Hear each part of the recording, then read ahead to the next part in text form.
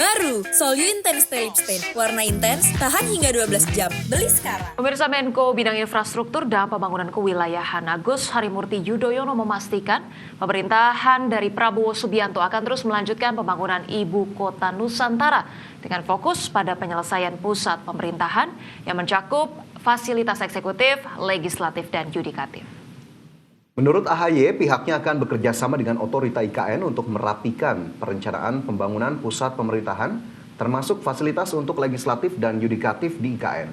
Meski demikian, AHY mengakui masalah keterbatasan anggaran menjadi tantangan besar dalam melanjutkan pembangunan proyek-proyek infrastruktur termasuk IKN. Karena itu pemerintah berupaya menarik investor lokal maupun asing untuk mengongkosi berbagai proyek tersebut.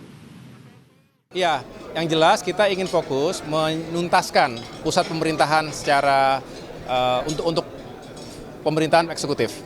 Sekaligus secara bersamaan, karena juga nanti kita bekerja sama, berkoordinasi ketat dengan otorita IKN, Pak Basuki misalnya di sana, yang juga kita sama-sama sedang merapikan untuk perencanaan pembangunan Center for Legislative, ya, untuk parlemen dan juga untuk yudikatif. Jadi di situ yang akan kita rempungkan. Iya, terkait pembangunan IKN kita apresiasi progresnya begitu ya, tapi lagi-lagi berbicara mengenai masalah dari tahun lalu yang terus-menerus berulang adalah terkait keterbatasan anggaran. Ini mungkin juga menjadi masukan untuk pemerintah bagaimana kemudian tidak hanya terus bergantung pada investasi asing di tengah uncertainty di tahun depan juga begitu ya, bagaimana kemudian bisa memperluas ataupun diversifikasi pemasukan lainnya ya untuk mempercepat progres IKN ini. Iya, karena keterbatasan APBN lah akhirnya yang menjadi alasan pemerintah untuk kemudian menggunakan ataupun mengoptimalkan dana dari investasi asing. Tapi kita harapkan jika memang IKN ini masih menjadi prioritas pembangunan nasional,